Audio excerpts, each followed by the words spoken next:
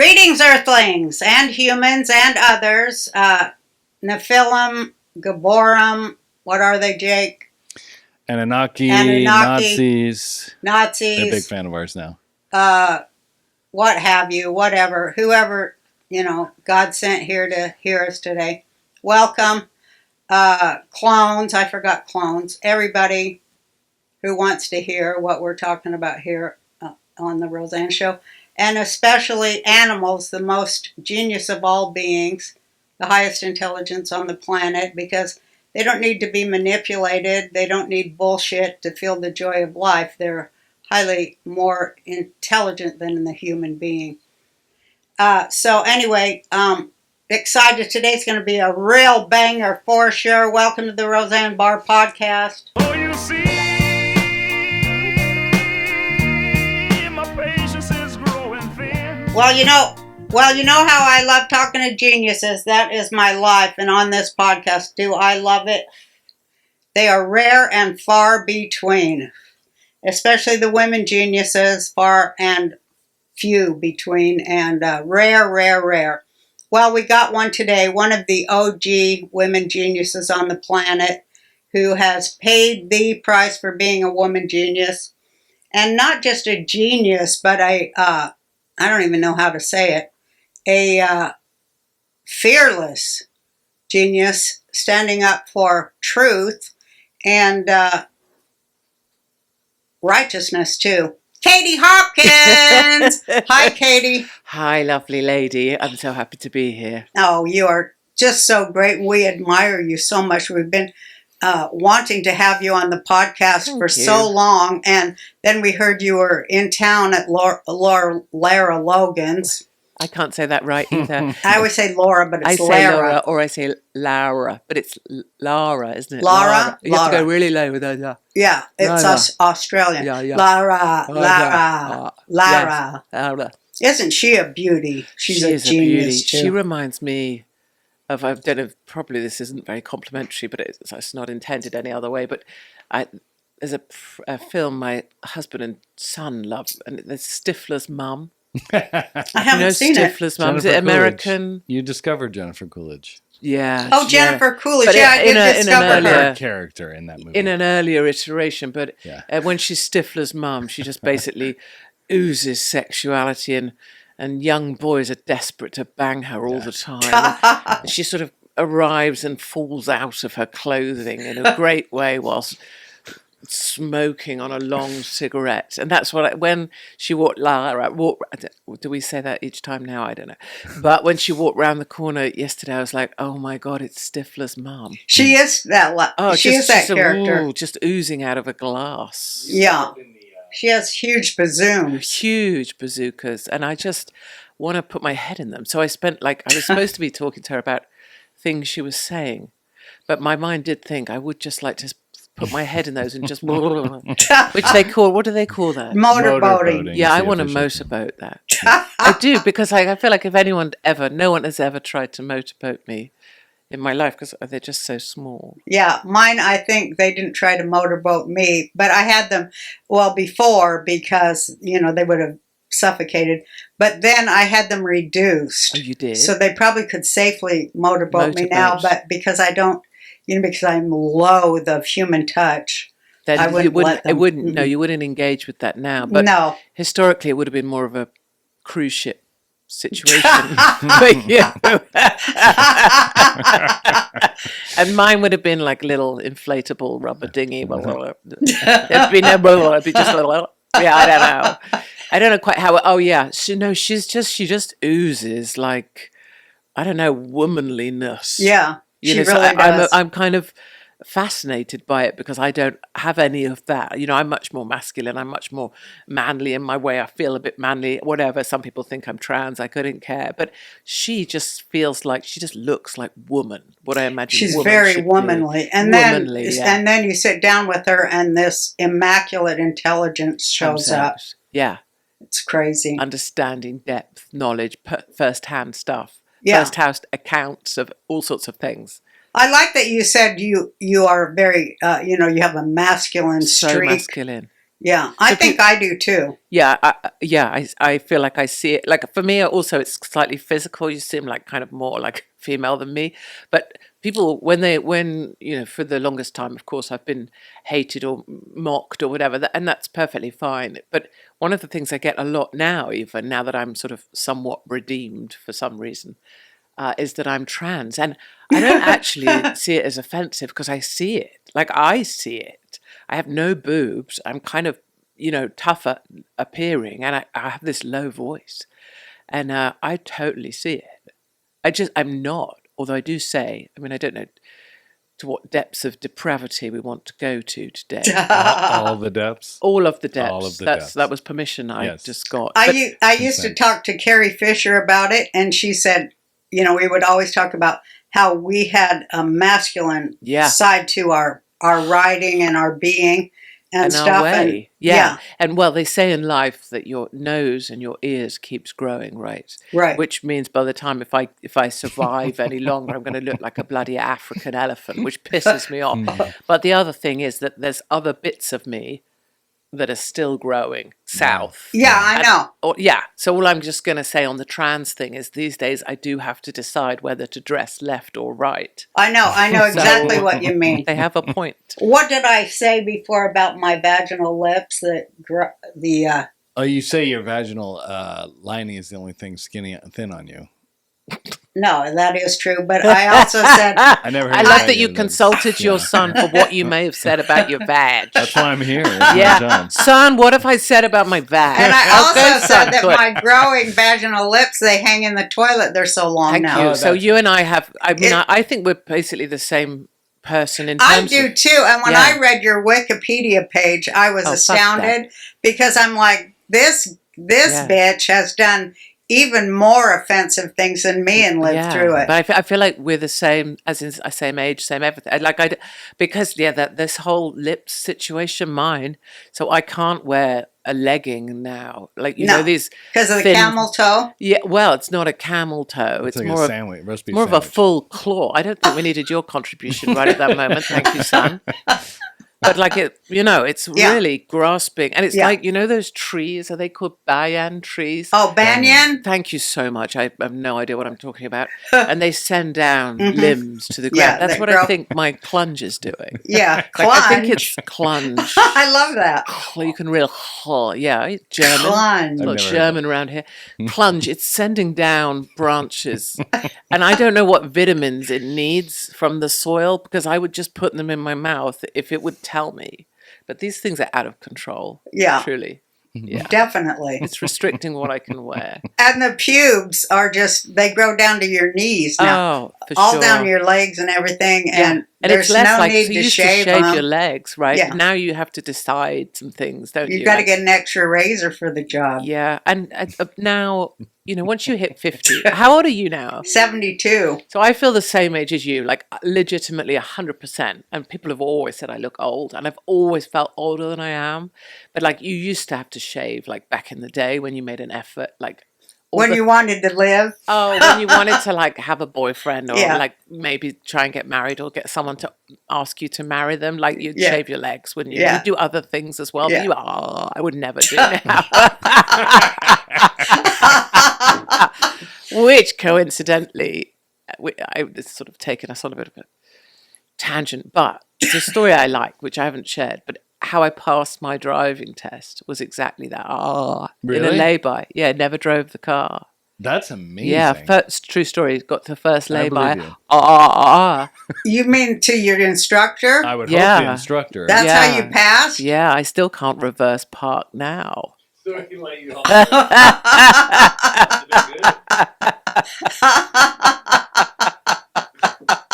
So yeah, these bits of me are long. And so I do feel I feel masculine, and I think I have a masculine sense of humor. Yeah. Right? So, which is probably also what because I don't find women that funny. I don't either, for fuck's sake. It's so tired. Oh, isn't it? Yeah, it's just tired. The victim thing. It's and teetering on the edge of things, and sort of being What's the word where you do the double entendre shit? I hate that. I hate that crap. I've heard from so many people who experience post-COVID vax side effects, and the stories are heartbreaking.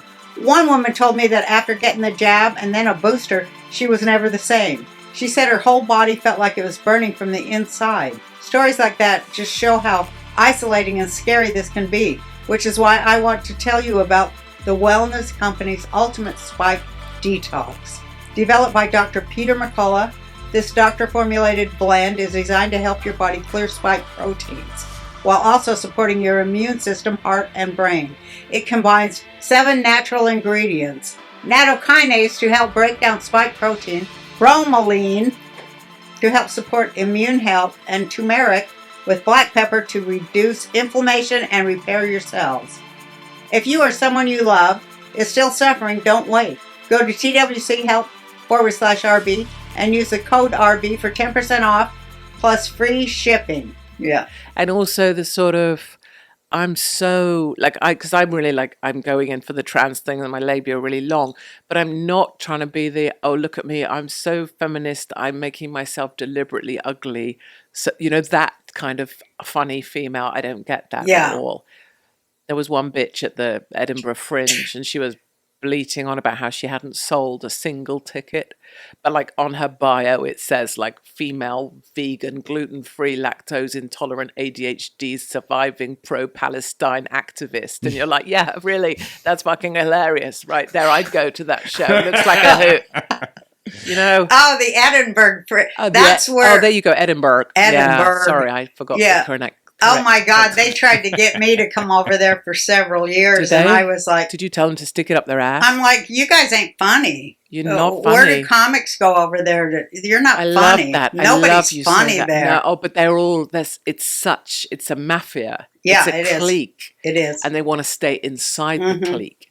And this year, so 2 of the Jewish stand-ups, they had their shows cancelled because, of course, the staff wouldn't feel safe, which is the bullshit excuse for just Jewish stand-up comics. Right? We're scared of that. Isn't that great? Right. And so, but which is obviously ridiculous in and of itself. But the rest of the comedians up there in the Fringe turned their backs so that they would be allowed to continue with their show. Yeah. And that's where I look at them and go, you call yourself a stand-up, like, you spineless asshole. Yeah, they are. And I mean, you can imagine their jokes because they probably knew the Jews were funnier. I mean, all those people, like they go on strike because they hate funny. Yeah. They hate funny. That's why they always call it alternative comedy, which means it isn't funny. It isn't funny. And they just sit there almost sort of self-congratulating is what it feels like. It's let's chronic all get in a room masturbation. That's all it is. That's so funny. I was about to say, let's all sit together and wank each other off. That is what it is. Yeah, and they come out of there feeling like, oh, that was good. We all had a wank. Yeah. And then we look in from the outside and go, oh my God. And they're like, let's talk about the irony. The irony of us being privileged and speaking for the oppressed. Thank you and good night. I'll be here all week. Fucking hate those people. And same with like the Emmy Awards, right? The whole. Oh my God, the Emmy Awards was a fucking horror from hell. Did it trigger you to death? I never watch anything because, I mean, they're all like child molesters and sycophantic. Oh, just. I didn't even watch the one where you won the Emmy. You weren't even there. Yeah, way back. I didn't even go. And then the one time I won. God Did you wish you'd gone? Afterwards, I wished I had gone. Yes. Because I had my speech. Yes, you should have gone. Yeah, I should have gone because I had my speech. It was going to go, I would like to thank me. Oh, and I forgot. I'd also like to thank myself. And, I'd like to thank I. Thank you and good night. You should have done it. Yeah, and you know you should have done it. But I was so hated by then. I didn't want to be around them. No. They hated me like they hate you. Don't they just hate fucking funny, smart women? It's a fucking jag-off. It's just a jack-off club. They despise funny, smart women. Yeah. So for the longest time, I was most hated woman in, biggest bitch in Britain, most hated woman, la la la. And then there's been this weird in the last 5 years amongst decent, ordinary people who've had enough, that I've had this kind of redemption where I'm allowed to exist. And not only that, they'll come and sell out everything I do, which has just been, I'm so bloody lucky to have lived long enough to have that bit. Yeah. But they're being actually hated by everyone, and they're understanding for people that didn't question it or just went along with it was, yes, she's hated because she's a bitch and she's terrible and you could spit at her in the street. And that hatred just was permeated everywhere. And I was never of the inclination to try and correct the record. Mm-hmm. I never, some friends would say, but they'd say, we should try and let people see the real you. If they saw the real you, they'd really like you. And actually, I always thought, well, fuck them. Yeah. You know, Yeah, I don't mean it. Doesn't mean it didn't. It wasn't awful. Yeah. It's awful. It's like awful. You can't walk into a restaurant with your kids because you can't risk that someone will be mean because you don't want your kids to feel hurt by the treatment of you because they know the real you and you're not an asshole. They know you're just a nice, regular person. But there was a big part of me that used to just think, no, I'm not going to correct you. I know who I am. Yeah. That's a lot of strength. Yeah. And that's where I went to for 10 or so years was and sometimes lying on the floor of our house, just not knowing how I was going to get it up, but at least being able to go, or maybe one of my kids would be like, you know who you are. And I'd be like, yeah, okay. Yeah. But, and now. Are you a believer? Yes. Did you get strength from that? Yes, but in a sort of, I believe, I'm certain of lots of things. I'm not in any way trying to convince anyone else of what I'm certain of. But you have the strength inside. But I know that my end day is already decided for sure. I know that your path in life, I think, is already set. Like for me to be here today, I would definitely believe that's supposed to happen. Oh, yeah. Because how would you be just up the road at the same time as how would you cross paths with lovely Laura and then blah? Like, so I believe all that's set. And I believe the more that you, which I did, arrive here without a plan, really, the clearer your path becomes if you just follow it. And sometimes you're not sure of it. And sometimes it seems like it might be the wrong path. Well, you have to accept that as well. Right. So it's that kind of faith. It's a very kind of open, fluid thing. Yeah. It might be over forgiving and over permissive. And many people, I'm sure, would disagree with much of my life and consider it to be not conservative or Catholic or Christian or whatever the correct thing is at all. But I know I'm a big believer in all that. Just because you blew your driving instructor? No. I blew my driving instructor. I stole people's husbands. You know, I have a track record of being quite unsavory in certain departments. One of my favorite things you did is to gain and lose 30 pounds just to show obese people how easy it was to go on a diet. What a cow. Can you even imagine? What a bitch. So what happened? And did it on TV because fat people, because of fat acceptance. Fat people, yes. So there was a whole thing. This is when I love you so much. I remember this. Oh my God! So what had I done? I'd done something, and they were wanting ideas off me. So the UK, we have this healthcare system that you just always pay in, right? Everyone pays in all the time, but you never really kind of use it yourself if you take a little bit of care of yourself, really. But unless, all things can happen to anyone, of course. But so certain people just eat themselves to the size of a fucking planet, but then have no conception of why they might be fat. Like, not my business. You're fat? Not my problem. Not my business. You want to be fat? Brilliant. You be as fat as you want to be. But equally, don't say, oh, I need a new hip because I've got bad hips. No, you're a fat ass. So pay for your hip. Or like, oh, being fat runs in my family. No, it doesn't. Mm-hmm. Nothing has ever run in your fucking family. That's half the issue, right? So fat people kind of piss me off because they wouldn't own their shit. I'm so big on owning. I own everything that's ever happened to me. The worst, picking up a cunt award. I own all of that because I brought it on myself. Yeah. So that's really my sort of founding principle is own everything that happens to you because it's a lot better that way. Yeah. So that was my thing. And I went into it, how it goes with production.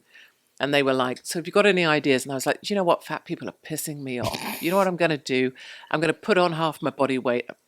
In 3 months, I'm going to lose it again just to show that if you did want to do something, you could. Mm-hmm. And they went, great. And it was commissioned in 2 weeks, which you'll know never happens. Yeah. So yeah, I did it. And if I hadn't been filmed, I would have absolutely failed and dropped out because it was disgusting. It was the most disgusting thing. What, to gain 30 pounds? Oh my God. Well, it was 40, close to 40 in the end. So yeah, I went from what we would say 10 stone, up to nearly 15 stone. So like half of me again. And I had this great idea, like it was all going to go on my tits. I was like, yeah, this is going to be great. And I started looking at bras and things, thinking like, I have a bit of a boob thing. But it didn't. It all went here. Yeah. And this massive gunt. This huge gunt that started from here and just went out, down, and then in a round just above my vag, which I lost sight of for that time. It was terrible. Yeah. What did you eat? Well, everything all the time. You had to get in, 5 or 6 big meals. So you go to bed sick, wake up sick, eat more sick. What's It's just that a lot like, of Mom? puking. Yeah, you probably have no idea about any of that at all. I imagine being such a healthy person as yourself. I go up and down. Yeah. Like it's But just this too is much. small, you now, right? Well, kind of You medium look me. small. I've been smaller, but This yeah, is a I good have small, the isn't it? obsession for food, Bill. Do you? It's Could the you eat it? obsession. Yeah. Can you still eat it now, or you can't eat it? Not now, No. but when I get into the hibernation mode, Yeah. where I then you- don't come out of my room and then it's you just just all about food. Yeah. Yeah, but then how do you get the food? Do you bring it? No, I'll go she to the doesn't do this store. anymore, You'll yeah. go to the store and get it. Yeah, or deliver it in. Yeah. With school starting again and schedules filling fast, preparing dinner for the family can feel overwhelming. Home Chef simplifies mealtime with over 35 tasty meals and 18 delightful extras each week, including kid-friendly options your little ones will actually enjoy. Make dinner effortless, nutritious, and family approved, no matter how busy the season gets. Users of leading meal kits have rated Home Chef #1 in quality, convenience, value, taste, and recipe ease. For a limited time, Home Chef is offering my listeners 50% off and free shipping for your first box, plus free dessert for life. Go to homechef.com/Roseanne. That's homechef.com/Roseanne for 50% off your first box and free dessert for life. homechef.com/Roseanne. You must be an active subscriber to receive free dessert. And then you'll just eat it. Oh, I'll just won't Just eat. stop. Just put it in. Just me. Just me and my food. Then I thought you said just meat, and I was like, that's kind of Texan sexy, but actually you said just you. Yeah, just me and what's your my favorite, carbs. like, if Anything you went with to the sugar and carbs. Yeah, so if you went to the store, like if you were about to go into hibernation like a winter bear, and you went to where would you go? CVS? No, I'd go to the Food big store. grocery store. What aisle would you hit? Bread. Bread. Oh, Anything bread. Pizza. Cakey. Oh, no, pizza. cheese. Cheesy bready. Yeah, cheesy bready with, Yeah. mayo, a lot of mayo. Yeah. Anything fat, carb, sugary, Pork. pork. No, you love pork. I do. I love pork. Yeah, well. Yeah. So, we all Because gotta I'm so devout Jewish. well done. And Bless you. I've always had the obsession for pork since I was severely punished for eating it as a child by my grandmother, who explained to me why Jews can't eat pork, and it resulted in a horrendous obsession for pork. But So the obvious just question big there that- sandwiches, big old sandwiches. You'll do the whole thing. I love potato chips, fries. You go. And is there some kind of like, if you go into that hibernation with that bag of groceries, is there some sort of like, it's actually a little bit comforting yeah. because you're like, here I go. It's wonderful. You're getting on that bus. Oh, hell yeah. Yeah. Going down the rabbit hole on the internet. Yeah, just of accepting that you're friggin' going thing, down. You didn't feel that when you did the weight gain? It wasn't It's fun not. at all? No, the weight gain. I hated. I was was work. I was a cow. I was awful to lovely Mark, And Lovely Mark was like, I don't get it. Anytime you've been told to do something or you said you're going to do something, you just do it. I don't get it. What's your problem? And that made it worse because this was different. This wasn't like, oh, I'll train to do a marathon. I'll train to do something tough. I'll beat these guys doing that. I'll beat these. This was making myself disgusting and I hated it. Yeah. So I was a cow. And at one point he got a pic, which I really hated him for as well, because the production company said to him, look, if you can get any private videos of her, that'd be just, you can imagine the content of that. Well, I was on the sofa, couch, and I had my massive gunt wrapped in some vile, festering pajama wear that only fat fucks would ever wear. I had 18 chins. I was eating and I was crying. I hate fat people for making me do this. It's the most fucking disgusting thing you've ever seen in your life. And the self-pitying cow, me, like I look at that now, and Mark gave it to them and they put that in. Oh. Yeah, and I was just so ashamed. How could you ever forgive him? I haven't. I still hate him. The handbrake on the car will inexplicably go one day and my revenge will be complete.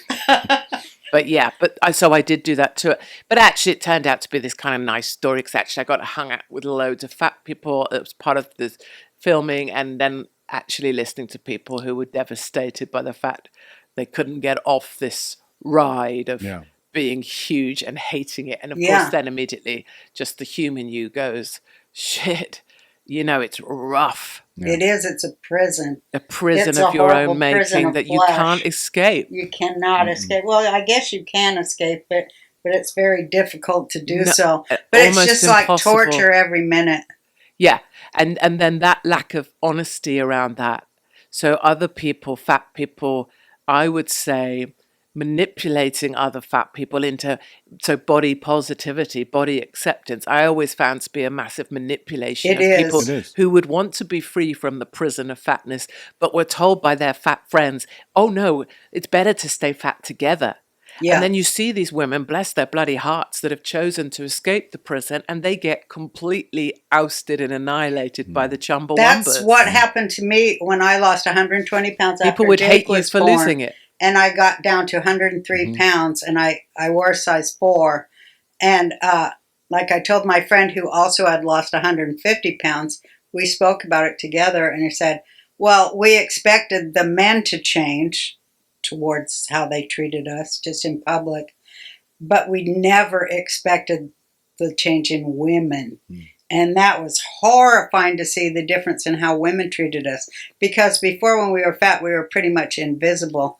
But when we looked, good in the accepted,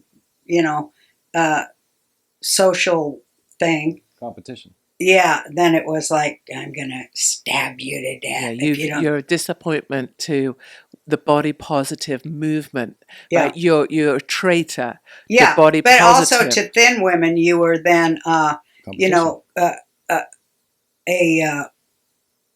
imposter. Well, no, you're somebody to compete with. Competition. Yeah. And I see this with this Manjaro or Wegovy or wherever the hell it's called over here, these jabs, and then thin women slagging off the women using them because, that's it. Do you think the answer's in a jab? Well, yeah. You mean Ozempic? Ozempic, right. Yeah, these jabs that can make you lose some weight. And these skinny bitches slagging off women using those jabs because they say, well, you should put the effort in and da-da-da. But, I just think this idea that somehow fat people aren't allowed to be anything other than fat. That seems to be the rule. Yeah. Fat people want fat people to stay fat. Yeah. Skinny people don't like fat people when they decide to try and feel better. Right. It's like, what are you asking from fat people then? Yeah. Yeah. They like somebody to look down on, and they do. You know who I hate, though? What's her name, Jake? That fat bitch that I hate. Lizzo. May I ask for permission to get my little lousy drink? You don't have to ask permission. I'll get it for you. But I feel like a child at school. What's her name, the fat lady? I could get it myself. But you have to get Lizzo. The fat lady. Oh, Lizzo. Do you hate her? I hate her guts. Thank you. Just explaining it's this. I don't hate her. I think she's very talented and all that stuff. But I hate all these fat bitches that started that body positivity, because when I started my career, there was none of it. Like, they'd put me on the cover of stuff and go, big fat cow, Roseanne. like right there where they did the thing about my show in Mad Magazine, everything's a fat joke going, she's eating a cow for dinner. Everything about me in all the press was just ridiculous fat jokes. There was no body positivity. No women stood up for me. Nobody stood up for me. No, you were just a fat woman that could be laughed at. Yeah. And not seen beyond. Yeah. Not seen beyond fat. And now, they never thanked me that I was the pioneer that broke through that. You know what I mean? Yeah, no one ever went back and went, oh, actually, you were out there way before we stood here being right. fat in a leotard. And I really resent it. And they go, Lizzo broke down all these barriers. I'm like, bullshit, that fat bitch. Yeah. She didn't do shit. She didn't do shit but put on a leotard. And they get some bigger fatters to dance around her, which, I mean, a fair play to those. I watch them and I think, Jesus, that's a lot of weight to shift. Yeah. Like in a leotard, it's a lot to look at. Like I just look at it in a sort of a golly way. You know, when Lizzo was proper fat and she would play the flute, it would always make me laugh because the flute would look like a piccolo because she was so fucking big, the perspective got lost. Just struck me as funny. But then but she got then you thin. got fired for like a whole bunch of tweets and, God. just because you were just in the middle with common sense jokes. And what was it like to grow up in England and see everything one way and then slowly see that you were being taken over by it was a Muslim mafia, wasn't it? Aided by the left, like the fucking, I'm thinking of those horrible magazines like Jezebel and Politico and all those shit left magazines that really took aim at any woman who was out of line and didn't go, I love that men come in the bathrooms and shove their dicks down my face. Exactly. I love it. I can't get enough of it. Yeah. Yeah. So it became just being a female and just speaking speaking as I find it, I'm regardless of size or side or politics or anything, just actually getting to know people and then saying how I felt about the thing that became so problematic. Talking to ordinary people in tiny towns who would say, oh, we're second-class citizens here. We don't belong here. We're being forced. There's no one left on my road. I used to know everyone on my road. I don't know anyone on my road now. And because they'd speak maybe with a bit of a funny accent or they didn't look like a city person or, they're missing a few teeth or had tattoos or seemed a bit common as a British sense, the class thing in the UK is so strong. There was just sort of a mockery. Oh, Katie speaking to the uneducated idiots of England about how they feel. That the way that the some blue Newsom loving Californians look down on Rust Belt. That same thing. Yeah. Well, they hate the working class that does all the work. Yeah. They hate the people who pull on their boots and work land or work machinery or have skills or actual, stuff in life that when you need help, they're exactly the person you want to come because they're tough and strong and stoic. And that's my whole heart all the time, everywhere. It's mine too. Yeah. And so I had to be, and then because I had this kind of, at the point that I was at my biggest media-wise, and I had the Daily Mail most read column on the most read online newspaper, the most watched or listened to radio show in the heart of London. It was unthinkable that they would employ me. And they did Tucker twice a week, Sean Hannity. I had this huge megaphone to my face, and I was saying stuff that was not allowed by everyone who controls media. Because you were speaking for the common person. Yeah, and so they would, I was in the heart of London doing a radio show, and all their numbers for London were always great because they had people from, which would be like LA, having people from LA talk about LA things, but I had people calling in from all ends of the country because they got what I was saying. They knew my story and they knew I got them. So the numbers were so huge. It was difficult to get rid of me, but then eventually the pressure became so great, I was removed from everything. Sounds familiar. Right. And without even notice or warning, I've always said, if I wrote some crap columns or no one was reading them anymore, or my radio show tanked, like it had no listeners, I'd fire myself. Yeah. I don't want to turn up and do something that I'm not good at. I don't want a job because I want a job. I want a job because I'm good at the job. Right. But to be fired because you're good at your job, Yeah. but it's not okay. Hello. Yeah. That's the thing, isn't it? Yeah, they did it all at the same time, too. And what's fascinating to me is that when you got in trouble when you started to cover the migrants and the, is it Save the Children? Yeah, and all of the NGOs that are basically the paid transport system for flesh moving across the planet, providing their cut of cash to heads of churches, heads of state, heads of religious organizations. That's every day and has been for 20, 30 years longer. And they're all in on it. Mm-hmm. And I mean, how much did that blow your mind, first of all, to find out about it, to discover it? To discover it, one thing, a bit like me walking into the production offices and saying, you know what, fat people are pissing me off. I'm going to put on weight and lose it again to show that you can do something about it if you want. But then understanding it at the level of individual women and individual men, who some of whom had butchered themselves to try and escape the prison of fatness, and it becoming something much, much more personal.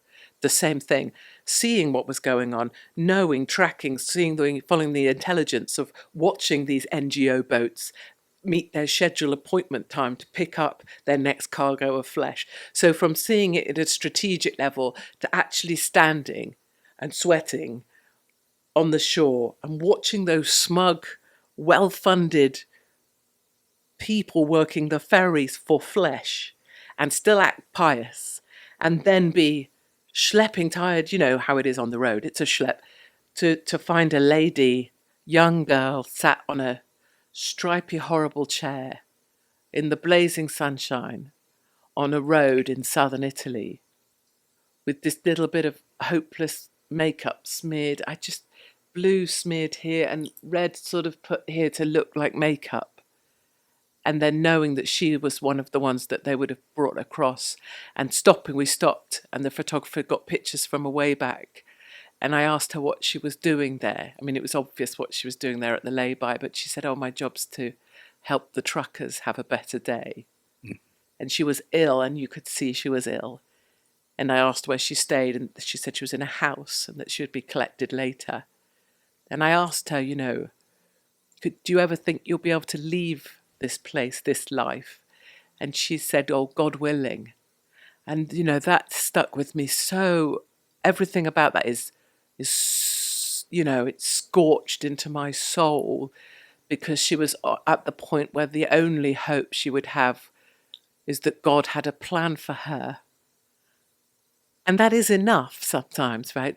That's the hope, but also just make me rage that these smug idiots that have the power and think they're the better people are responsible for her and every single other woman, child, boy, butchered by the people who bring them over for their own pleasure. Mm. And then that one-on-one understanding of what's going on, that's why it gives you the strength to hate, actually.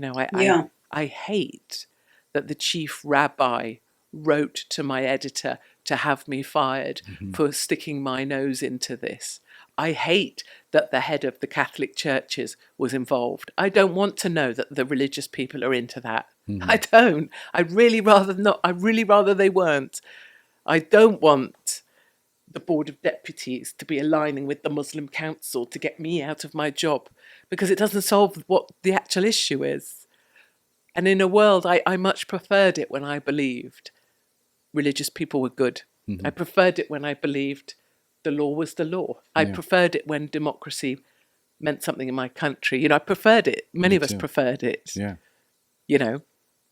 What was it like to see the veil come off, to experience the veil come off and see it for what it was?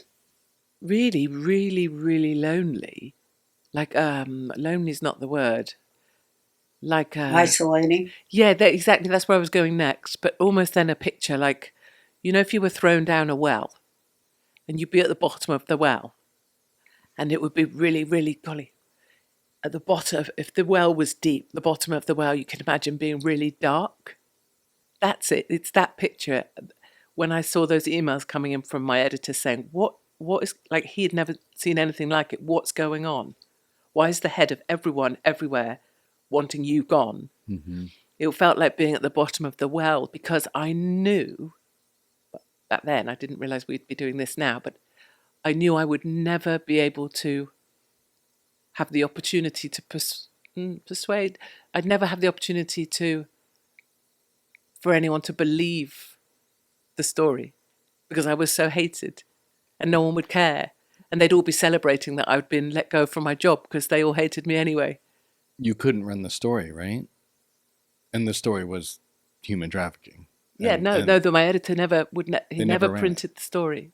See, I always thought you were canceled for other things. This is kind of the beginning of your cancellation. No, this was the whole... You stumbled on every human other trafficking. thing got thrown in then and stuck and had been sticking, but this was the moment the pin was pulled and I was thrown down the well. Yeah. And the world then, it seemed to me it wasn't the world, it was a few people, but everyone was celebrating. Hopkins out. Yeah. The downfall of Hopkins. Removed from Mail. Of course, then 2 minutes later, the radio show was gone, never booked again, banned from Fox, banned from, I'm speaking to the originals, but just the jubilation of the hyenas. Yeah, it is that. This is the fat story again. This is the thin people didn't like it because the fat people, basically everyone who pretended to be an ally before was loving it because there was an opportunity for them. The people who hated me before, it was jubilation because, the witch is dead.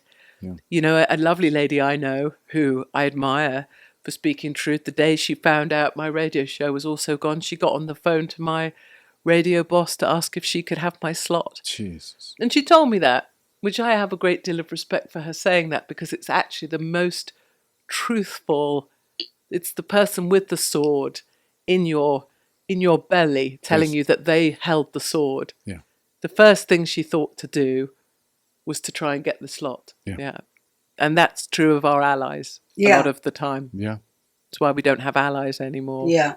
Get rid of them all. Well, we saw how they were with you, but most notably with Charlie Kirk's assassination. I mean, they were celebrating on the street. Yeah. The same people, and it's demonic. And to think it is demonic, because only demons can do that kind of thing with children and human flesh, as you say, human beings, human souls.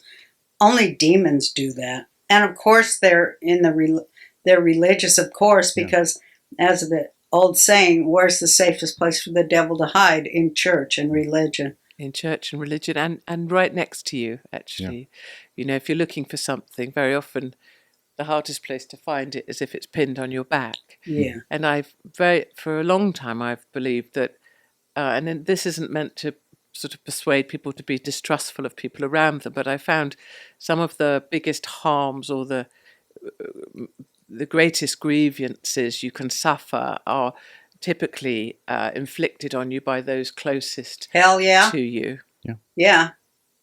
That's why stabbings are from intimate partners. Yeah. They like to get right up close to see you go. I mean, I read a lot about serial killers. Yeah. But, I mean, that's their thrill, is to see you suffer. To see the moment of recognition that you know you've gone. Yeah. Yeah, and I see that a lot with people around, and it's why, you know, COVID and lockdowns were so divisive, because the people you thought were family or friends, people you'd invited to your weddings, or people you had shared the birth of this with, or I don't know what's important to people, but people you thought you knew, suddenly you realize you didn't know them at all. And that was terrifying in some regard, because you believed you knew them and then you were being proven wrong in real time. Yeah. Yeah. And that's an unusual thing to happen to a human brain or heart. Yeah. And over and over again. Over and over. It's like nonstop trauma. Yeah.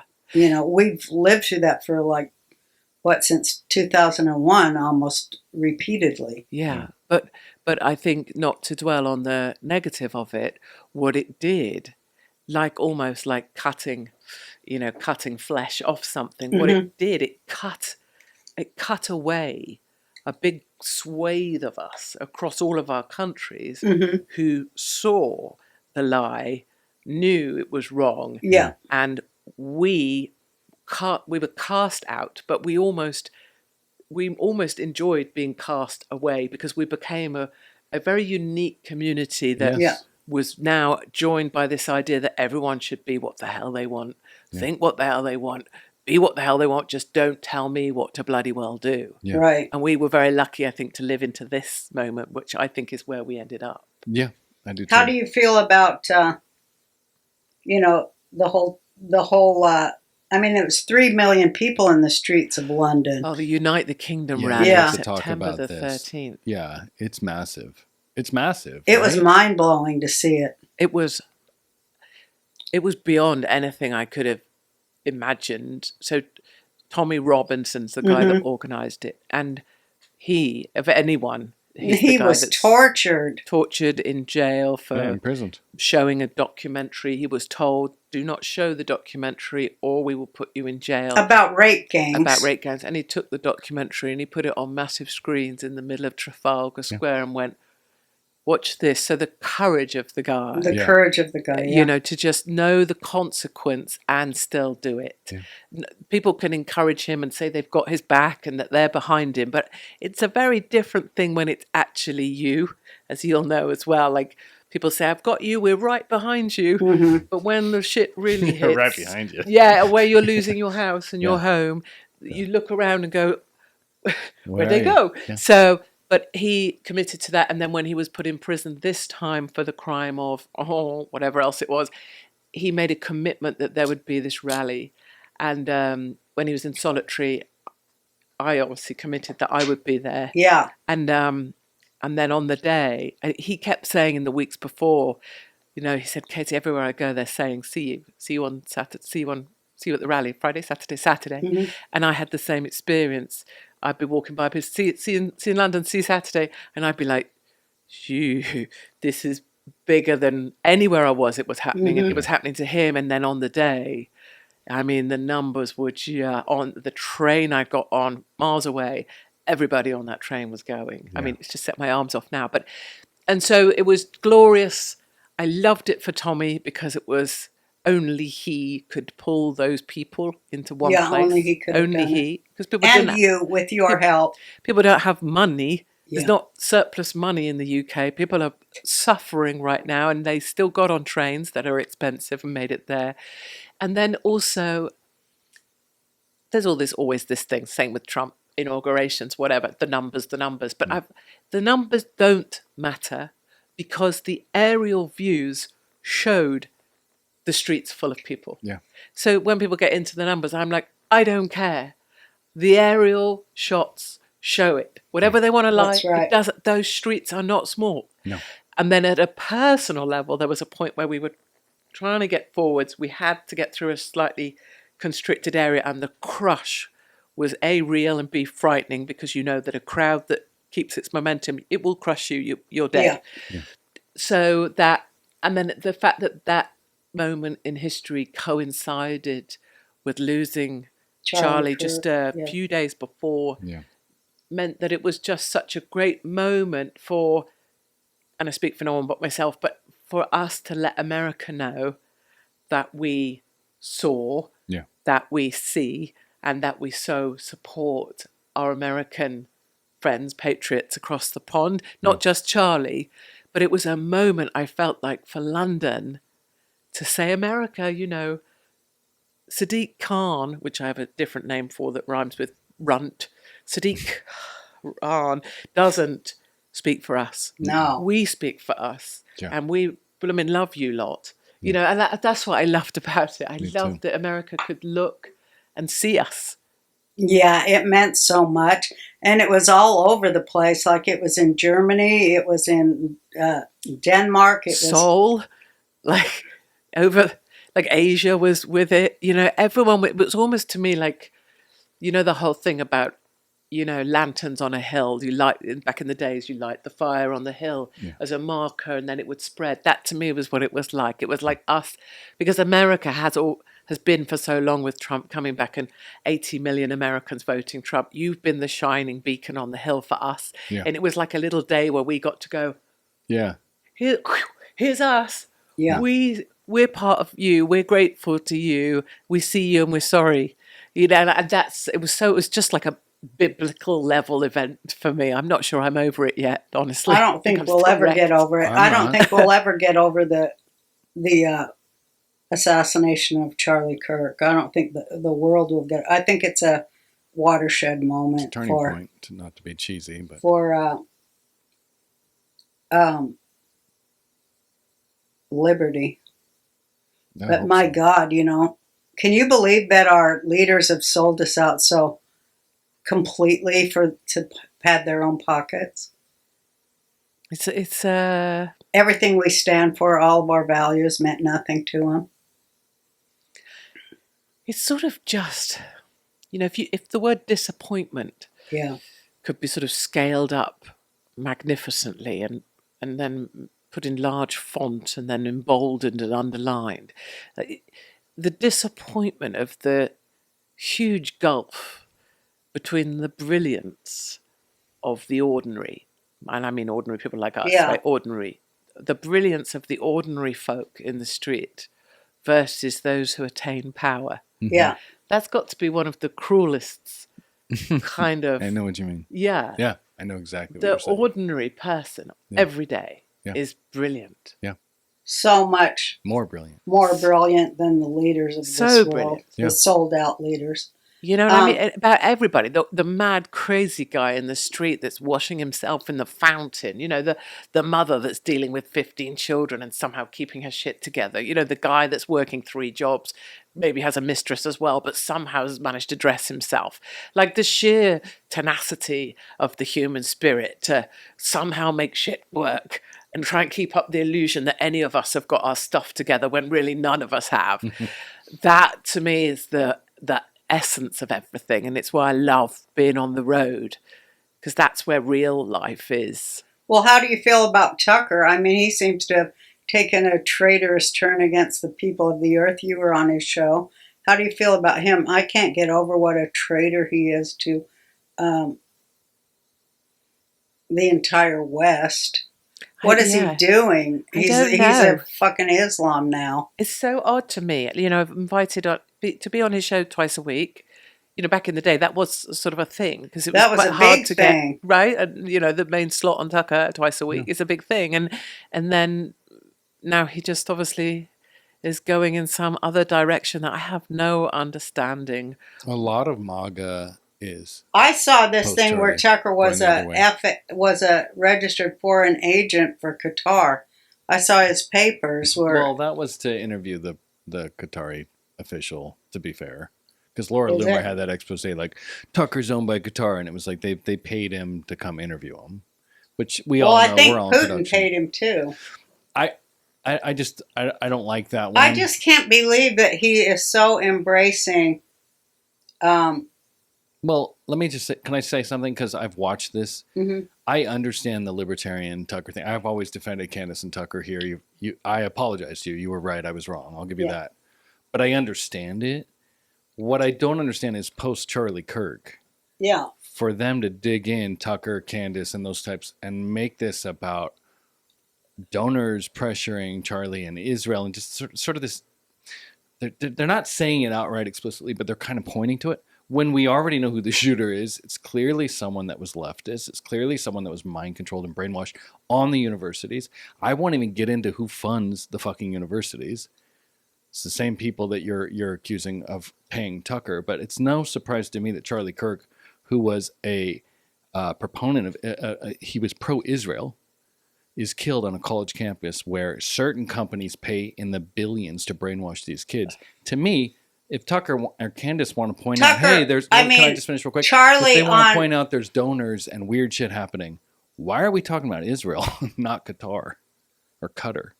Like, there's a link there, and I don't even make that link. I'm only doing it now just to say, look, I could make that link, and I'm not going to because there's very little evidence. So you two one should day, shut the fuck Charlie up. said, "Thank you." The left is using Islam to slit the throat of the West. Yeah. The next day, he was shot in the throat. Yeah. And, here's how it went. He made that statement. The next day, Catherine Herridge, a great journalist, came out with a video showing how Saudi Arabia was totally involved at 911. Of course. And then the day after that, Charlie got shot in the throat. Mm-hmm. And then the day after that, the guy that shot that health executive. Yeah, Mangione or whatever. Yeah, they dropped the terrorist charges Mm-hmm. against him. So they made terrorism legal, kind of. All those things happened in 4 days, and then they all blamed Israel. Yeah, well, yeah. And to me, that shows it's inorganic and there's something else at play here. And it's terrifying because we know that let me just say this. We've been waiting a long time for the world to wake up to how violent the left is. And we got that now. We have the moment. There's no more argument. The violence is coming from your side, Democrats. And Candace and Tucker wait for this for 10 years. We went through COVID. We've been through election fraud. And they choose this time to point the finger at Bibi Netanyahu when this could take us to the midterms and win the next 10 fucking elections. It's clear now. We have moral fucking authority, and they're pissing it away for some weird anti-Israel campaign that's not even linked. It makes zero sense to me. They're showing who and what they are. And I have a theory that it's, whether they're paid or not, that there's certain people that want MAGA divided by Christian Zionists, pro-West, and this whatever the fuck this shit is, this Nazi, let's fucking Chrislam, let's align ourselves with Islam. It is Chrislam. Fucking terrifying. That's the split. Have you seen a split? I think, for me, it's sort of, sometimes when terrible things happen, we try and find a theory to explain it. So some people try and explain me away by saying that I'm a massive Zionist shill and I'm paid for by the Jewish agencies. I categorically can assure you I'm not, hence these trousers are about 8 years old. But that's not, I'm not trying to defend myself here, but I would say that in a time of horror, sometimes I think it is appropriate for people to just shut up. Yeah, I just agree. shut up. And what I probably don't understand is, having watched over the decades of Candace and Charlie when they were working together, is I would have thought that if you were so close to someone in the way that I observed them for over a decade, your horror at what's gone on would leave you, if not mute, then recognizing that the most respectful thing you could do would be to be mute. Because I think silence accords some of the most respectful moments there are, which I appreciate. My mouth is always open. I've always got a bloody opinion at everything, and everyone can say I'm a hypocrite at this point. But silence is a very powerful way of stating respect. And I would much have preferred Candace and Tucker and others, whomever's engaging in this, many people actually, to just shut up. Yeah. Because Charlie was a good man. Yeah. And we don't have him. And stop chasing clicks for your sad little shows. Yeah. For God's sake, shut up. Amen. And how... Do you think they're making a power grab for TPUSA? Because the National Socialists, of which they are, really, the National Socialist wing of the far right, they want to control TPUSA. Do you think? You know how I was mentioning when I was removed, and I was removed from my radio show, a lady I respect rang immediately to try and get my slot. The jealousy that is accorded to Charlie Kirk, I'll speak about him in the present tense, has always been so strong because he was the obvious next presidential candidate after in time when he was older. He had the funding and that they were also jealous of. They were so jealous of his billionaire donors, actually, because they would love to have them themselves, especially with the mess that some of them have currently got themselves into financially, despite marrying very rich husbands. A lot of legal bills coming. We've got a lot of legal bills that the husband's family will not be too impressed by. But that's not the point. The point is that so much jealousy around Charlie that in the moments of his death, instead of the silence of respect, the jealous see an opportunity. And the opportunists are very often the ones closest, again, to Charlie. There is now a massive power struggle underway for who is going to be the rightful owner of the billions that are sitting in a war chest for Charlie's presidential run. Yeah. So Wow. the worst of humankind will show itself. Witness it. And we will bear witness. I feel so sorry for the youth that loved Charlie and what he led them to, which was basically introspection. Totally. And Self-reliance. a connection to Totally. their own power source, their That's own so God. right. And God. they're I mean- trying to pull them into ideology, Yeah. Whereas which he will was saying, destroy them. plug into goodness, wasn't he? It was about charging yourself up with goodness. Yeah. If you know what you're living by rules that you understand, by your commitment to your faith, you'll feel power, you'll know power, you'll have power, and you'll have the power to do good things and to be resilient against difficult things. He was charging people up, and that's why, in a way, we come from farming stock. So when you scrape the yard, you scrape after the cows have milked or whatever. That's how I kind of see it. Is I try and just sort of scrape away all of the muck of the people wrestling over who's going to be anointed king.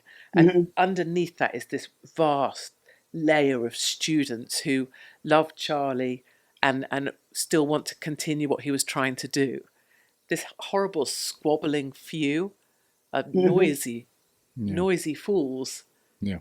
Isn't it? They're always the same. It's always the same. They get the share of voice, but they don't deserve the share of voice. I remember No. the cast of Roseanne turned on her. It's a interesting parallel you're drawing with Tucker and Candace. You can see that there's some truth to it. And the person that tried to take your radio show, that it's a void of power that people just want to fill right in. It's disgusting. And for a long time, But they don't have any. They don't have any direction. They don't have any core. They don't have any beliefs in. Really, they don't have any belief in the God of goodness. Right. It's a divisive, hateful cry for blood. And it's a belief, I think, fomented in the idea that we are all in competition with each other, in the sense that they perceive they are as talented or as gifted, or if not more gifted than Charlie. Well, look what he's got, all these donors and all this stuff. I'm better than what he is. So now he's not here. Righteously, I should have all of that stuff. Yeah, exactly. And not for one moment do they have the kind of introspective ability to go, maybe he did have qualities of staying power, of doing the same thing over and over every day, every damn day, on a plane, at a campus. Do you think he really wanted to do that some days when he woke up? Yet he did it. And they're a perception that it's a competition. Yeah. And that's why we see all of this segmentation of damn everything. Yeah. Every movement on our side, every kind of nationalist movement on every country is divided into shattered fragments of what it should be. We've got Nigel Farage with Reform. We've got Ben Habib with Advance UK. We've got Rupert Lowe with his party. We've got Lawrence Fox with Reclaim. We've got Unite the Kingdom with Tommy. Do you know what I mean? And then over here, it's the National People's Front. Oh, we're the People's National Front. We're the National Federation of Women. We're the Women's Federated Republic Women. We're federated, but not republic, but federated. Jesus, people. It's factioning, the greatest tool of the left. Yeah. That's what communism really does, is faction people. Faction the power of the people into little tiny pieces so they can't get together and say, no, we're not doing that. Which those marches were like, no, we're not doing that. We're not going to let you do that to us. Yeah, which is why it was so so uplifting, because elegant. everyone was in. Yeah. And the thing that was so lovely that I just loved at this, I love to take things down to the level of individual, because there's so much hope and positivity at the level of individual, is that people said to me, oh, we came today, we didn't know about coming. Some people are nervous or anxious, have been told it might be frightening or whatever. And they came, they were like, everyone's just been so nice. Yeah. And that was always true with Trump rallies that I've ever been at. Yeah. People like to go to them, regardless of really Trump or MAGA or whatever. They'd go because it was so nice. Yeah. Everyone's having a lovely day. We've all got a flag. we're all here together. Something goes wrong. They're respectful to law enforcement. If there's litter, someone picks it up. It's like, oh, it's really nice hanging out with these people. And I think that's what Charlie built. Yeah, I do too. It was really, for people to turn up at Charlie events, they were really nice. Well, I loved how they would send their best in to battle him. Oh. And he would just be kind, rational, and stay in the calm space, and never let him he never let them bring him to the edge of his chair. Never. And never let them enrage him or manipulate him or move him off his center point. Never. Which was so powerful. And that sent such a great message to the young people, especially young men, because he looked strong and defiant. Oh, he did. And I watched this little I know you shouldn't go on Instagram and watch animals because that obviously makes you a sad bastard. But I was watching a hippo earlier, a baby hippo, and the zookeeper was trying to get the baby hippo into where it should go, but the hippo didn't want to because he wanted to be in the water. And baby hippos are love that. I know what you're talking. I watch all the animal videos. I love the baby hippo. I just think I don't know. I think I definitely want to come back as that. But anyway, the baby hippo is learning how to weight himself so that if she tries to move him, he goes into like heavy hippo mode, and she can't pick him up. Even though he's a baby, she can't pick him up. And like that's like Charlie, when they would come at him and they would say stuff that if it caught you in the wrong moment, or like if it caught me and I'm hungry, I'm a bitch when I'm hungry, like I will rile for no one, anything, boom. That he would go into like weighted hippo mode, right? He would go, funk. And it wasn't, you couldn't see it, but he nothing, you could have just battered him and he would not have gone down, would he? Yeah. And that was such a great thing. And I disagree with the people who are doing the obnoxiously simple thing of taking Charlie clips where he's supposed to be a bad guy and then explaining why he's actually a good guy with another clip. I find that so obnoxiously simplistic content. I can't even bear it, because you don't have to answer to that crap because he wasn't those things. Right. So all you have to say is, well, that's a load of crap and I'm not even going to give it the airtime. Yeah. Why do people, they want the clicks, so they play the bad stuff about Charlie. It's just, that is so lame. It's the indulgence of cretins for clicks. Yeah, it is. And we do that in our lives as well. Yeah. I remember when I was... Some of us, we need to cling to the negative. That's where we're fed. We can't, a lot of us don't even know what the positive is. Right. And this indulgence of cretins is something I try through what I do to help people see. Yeah. Not, this is how you deal with cretins, watch me put this guy down. Not that. Let me film Antifa and show them shouting. Not that. But how do you go like a heavy hippo and not indulge cretins? So an example, my first husband, I'm counting them up, I'm on second. Call Mark my current husband. Got 4. See, you're my aspirational woman.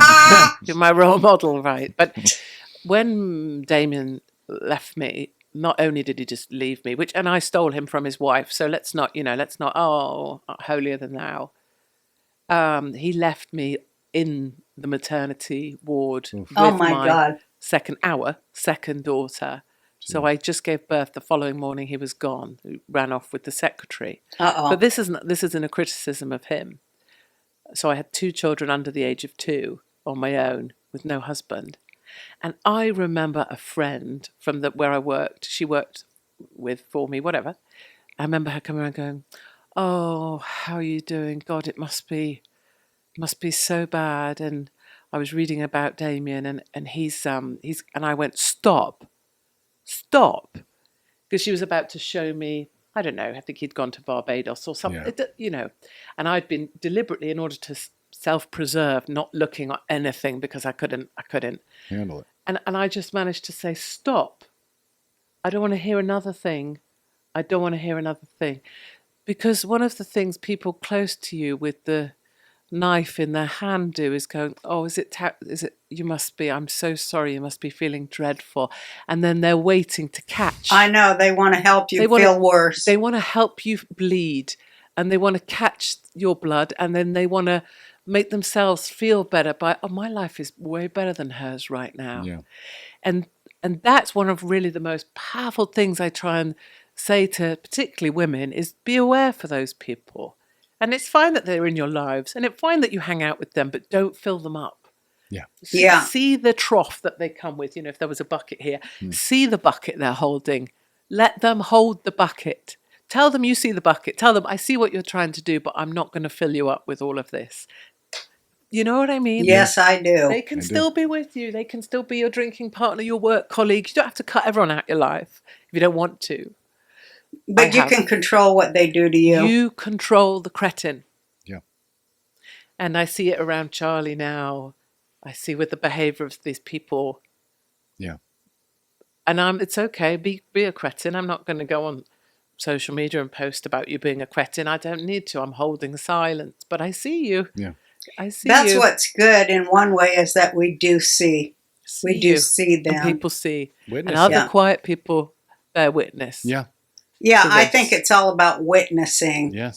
what people are doing so we can see who they are. Mm. And when they tell us we have to see it, we can't excuse it. No. And We have we to don't have to absolutely react. see it. You don't have to react to it necessarily in that moment either.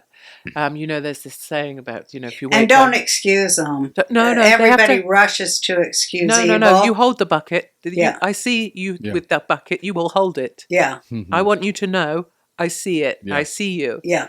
And then you leave that, and then you wait quietly by the river, because if you wait there long enough, the bodies come floating by. You know, that sense of Yes. hold your power. Yeah. Is the other thing. Like, don't give it away. Right. That is what Charlie did. Yeah. I could see him go deep into center. Yeah. And just stand there in strength and belief. No. Well, That he was just a man such of a faith. great thing to model for people. I think it's going to be felt for a really long time. Yeah. I don't even think it's explicable to people yet. No. I think things But it take will time be. to find words and articulate them. And also, I think things come, like, I imagine if you're having thoughts or whatever, come to you in quiet moments. Yeah, they and do. then suddenly you're impacted by something that you realise that you hadn't realised until that moment. Right. You can't sit and find it. It Right. has to come to you when you have space for it, I think. So, but I still feel this weird, maybe an adrenaline overload from whatever, but there is this weird positivity out of it. Yeah, I And get that. optimism. I have this Yes. huge sense of Me too. optimism out of it, with it. I feel like I'm going to ask you a question after this, but I feel like everything's being exposed for us to see, which this might be the first time in history when we're actually seeing everything being exposed before our eyes, and no amount of church or state and no amount of bullshit can keep us from seeing it clearly. And that's huge. And I agree. I so see that, and then I also see people arriving now with questioning, and I love that people are turning up. You know, I call it with my kind of crowd. Oh, so OFO. Oh, fuck off, right? So Yeah, here yeah. I say, in the audience, I say, I see you guys, because I really do. I see them in the street. I know when I walk past one of us. Oh, fuck off. Because we've been lied to and told stuff Yes. for so long that already right here, it's there. They're already, before you even say anything, they're like, I know enough now to know I'm not going to take any shit from you. No, whatever it is. I'll listen and I'll decide for myself what I'll be doing next. Thank you.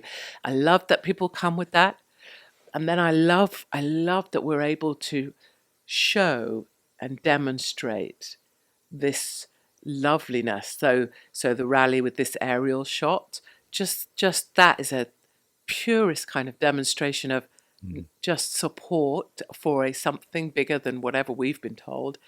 And then at my shows now, where my not even my supporters, people will come to the show, sell them out in moments. So the theatre will be reluctant to hold them.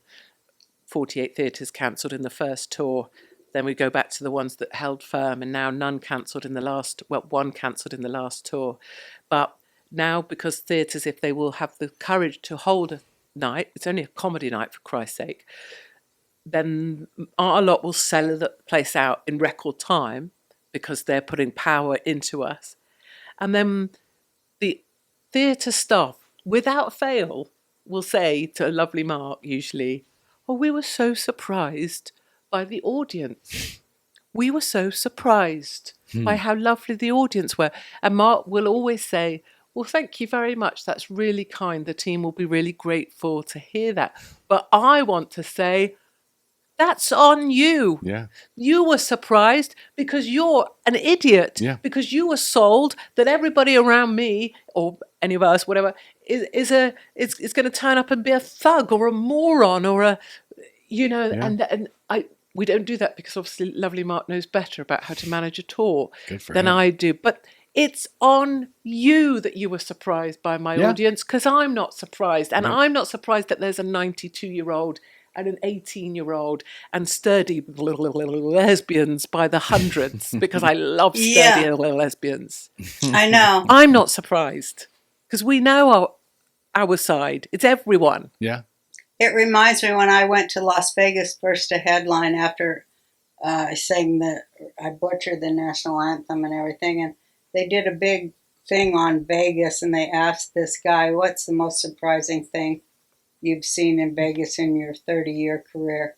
And he said, believe it or not, he said that the audience supports Roseanne Barr. That's what he said. That is precision. Yeah. Exactly. Well, I mean, apart from the fact that you just threw in there when I headlined in Vegas, which was quite a power move. I'd really like to be able to say that. But other than that, the precision of that's precisely what I'm living now. He's like, what? Yeah. People like Roseanne Barr? Mm-hmm. And they still say it all the time. What? People like Roseanne Barr? They can't fucking believe it. No, and even then, after you stand on a stage and say, I'm, at the front of the end of a show, not here for you to agree with me tonight, and I'm not here to be liked. And at various points tonight, you'll probably be offended. And that's perfect. Like I suspect, I have never asked to be liked. I just want to make people laugh. Right, but what I'm saying is you never asked to be liked. You've always just been out there saying your shit, doing your shit. Yeah. Doing your skill, your craft. I want to piss people off. Make them laugh. Them think, make them laugh. Oh, your mic's gone. Yeah, you need to. I want to provoke. You had a slump. We want to provoke people into thought. Or love us, or hate us, or do both in the same minute. But what are you going to do now? You're doing your show, and you're doing another. You're kind of doing an evening with salon kind of thing. No, what are you doing? No, it's I'm gonna be not British and put myself down and be apologetic for myself. I'm just gonna try and say what I do. I do a stand-up comedy show. That's awesome. I have a warm-up guy for 20 minutes who is. I love him. He's brilliant. He started on Britain's Got Talent, but he's actually funny. And then I do That's amazing. 30 minutes first half. I do a strong 45 second half. And people have loved it. This is the third tour we've done this year. I did 55 venues, all 5 nations. Wow. 50-odd thousand tickets, fully sold out, fastest selling small tour in the UK. Great. And we're on.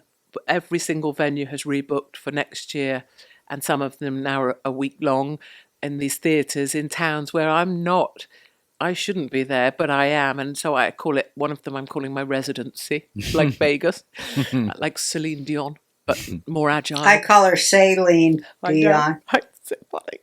There is some funny shit around Celine Dion, which you and I are not going into at this minute. But anyway, it's turned out to be super successful, and I am beyond grateful to everybody who comes, because they come in, many of them come alone, they leave feeling better, and we have a great time. That's the best thing in the world. Mate. Are you going to do it in the States? Do you know how much I'd love to do it here? I would love to see you do it here. Oh, and do you know how much I want to use my words carefully, but maybe I shouldn't.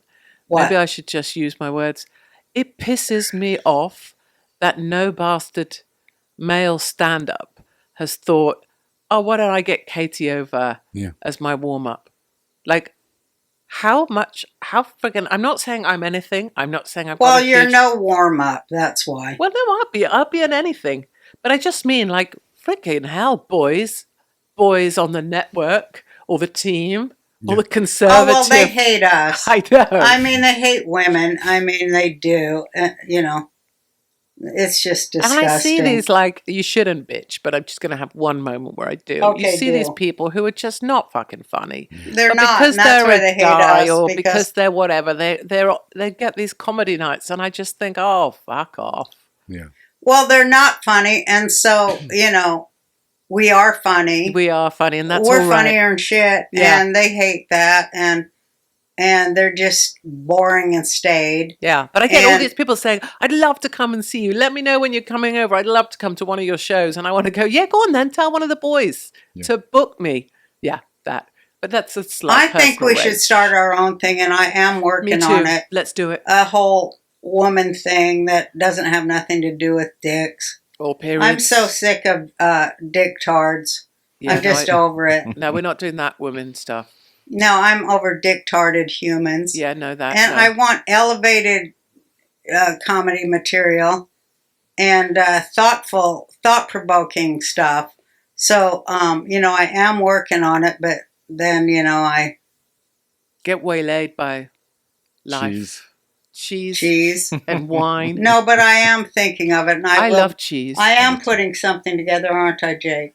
Yeah, lots of exciting announcements coming in the lots of exciting things. So I will book you. It's so nice that you two have each other. I will book you. I just want to. Oh, bless you. That wasn't a cry for help. It was more. It's not. I know it wasn't a cry for help. I want all the funny women. I want to promote and be part of people seeing how funny women are, and can be. Some women are not fucking funny, but well, we I can just be want funny. the funny ones, exactly. And there's a lot of them. Where are you living now? Are you on the road, or? Yeah, so my favorite place is to be on the road. So with the tour we just did, it was from April to the end of, nearly the end of August, just every night moving. Okay. Or every couple of nights moving with a and van. You're doing that next year too. Doing that next year from April through to August again. So are you here in the States till April, or? No, but I want to be back over here. Okay. We want to spend more time here. I do want to do shows over here. Right. Oh, you need to. Yeah, I want to, and I want to. You know, it's obviously it's a different kind of humor. It's a different kind of funny, and it's a different kind of audience, which I totally respect. But I just love being out amongst ordinary people. Yeah. And also I really believe that the idleness of so many of the big names, and I'm not making this just a boy thing, but the idleness of so many of the big names is that it is obsessed by the negative. Yeah. It is a regurgitation of all the darkness. It is, let's play Charlie's worst clips so that then we can talk about why they're not true. It's so lame and lazy. What happened to just boosting this stuff up? Yeah. What happened to just finding the funny with a message? Yeah. You know, and it's all about the choice between uplifting and degrading. Mm-hmm. Correct. In a really macro way as well. You either uplift humanity and each other, or you're going to degrade. And you're degrading when you reuse content and replay. But where's original, fresh, written content? Which is the other thing, is the absence of clever crafting of what is being put out. The absence of crafting. So, Candice sitting at her microphone. Where's the crafted, written funny, which is the actual art of the thing, of course. I don't need to be saying this to you. The wit. But, right. And then people will say, oh, did you do all that off your cuff? Sure I did. 45 minutes of funny. Yes, sure, I made it up as I went along. Well, I do that when I'm drunk enough. Yeah, well, that's because you have the wisdom of ages to be as funny. Well, as you because I'm want. so damn old and bitter. Oh, I and you're love a it. pro. You've been doing stand-up for a long time. Can I ask you one Right. question from an ego standpoint for you? You're blacklisted for a long time. UK, you're the most hated person in UK, and now you're booking shows. Just be Yeah. honest. How great does that fucking feel? That's got to be validating. Oh, You stuck It's it the out. redemption, Yeah. right? You stuck it out, and it's happening for her too. Like, and none of you ever Well, you apologized, but you didn't, and you stuck it out. No, How that was does a that different feel? situation. No, I yeah, know. no, but But you never just- changed. No, you never changed. You stayed true Yeah. with your like a railway track, like grinding. And time into the comes thing. around. I know, and amazing and I genuinely to be alive. Because I always, your time could be up at any time, Yeah. seizures and Yeah. things, whatever. But your time can be up. So my time could have been up in amongst the most dreadful of times, the darkest of hours. And I got to be alive till now with this huge redemption that I Yes. didn't go and ask for, but Yeah. I was afforded. Yes. And I never have apologized nor explained, nor will I. People have enabled me to be redeemed whilst understanding that I don't apologize and I don't retract. So suck it up, like it, hate it, whatever. But here we are. Yeah. And then they came to this moment in time where it turned out they needed broken-assed women who have no shame because we won't be shamed because we've done dastardly things, but it's okay because we pretty much want everyone to be all right. And we got to live at this minute. Yeah. And That is I correct. just, I've got deported. I was deported from Australia and banned from 4 years. I've got deported tattooed on my arse cheek. And there's something about that tattoo that I really love because there's this front-facing woman on a stage with 1,500 people who paid to come and have a nice time, don't care about me. And I've got deported on my arse cheek behind me. And it's like, that's the same woman was deported, is now able to sell out massive gigs, and for us, massive, not. And it's I'm so bloody lucky. I wake up I also wake up being pissy or with a headache or needing a piss or with my long labia. There's downsides to it all, right? But I Getting all love it. tied up in your legs and Your leg, tripping you up. yeah. So my left leg now goes off on its own. The fucking thing. Not a joke. So after my brain surgery and stuff, some of my outer periphery is gone, but my left leg, if I don't look at my left foot, I don't know where it is. For right? real? No, for real. Wow. This is real. Yeah. So this foot here, so obviously I can see it, I can touch it, but if I'm not watching it, it fucks off on its own, and it does its own thing under tables. Wow. I've had guys look at me. And then I realised my left foot is up on their nuts or whatever. I'm like, fucking get back here, you cripple spastic. I'm a proper spaz. And actually, it's the last thing I got hauled into the police station for in the UK, just before I got here. I was told I would either be arrested or I had to turn up for interview under caution, was because on my Katie's Arms, my pub, where I just, let rip, whatever, I called myself a spaz. And I got arrested effectively by British Jesus police because Christ. that's offensive. Jesus. It's What a horrible demonic. Yeah, I'm waiting to find out if I'm going to be charged against the Online Communications Act for calling myself a spaz. I'm so terrified of going to the UK. Yeah, what don't would do happen it. to Don't me? ever do it. I don't know why. It. Honestly, why? I mean, I would love you to be there, but why would you go? No. Honestly, when you live here, Terrified. You live I here? would go, but I'd put a big piece of tape on my mouth No, so I don't could do it. never Well, they speak. can arrest Never. you for tweets you did. Oh, that's true. never tape your mouth. Your mouth is needed more than ever. And I agree. just wanted to say, because I nearly got to say, that I think the two of you,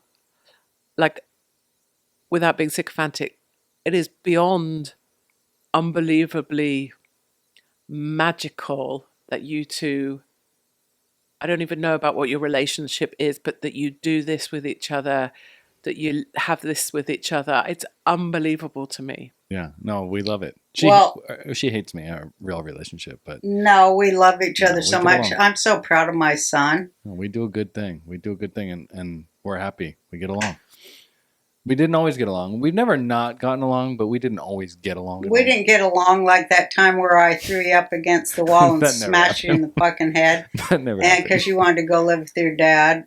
And I didn't was so happen. pissed. But we definitely And get I along. said, you're my son. You're not your father's son, so you better fucking get that through your head.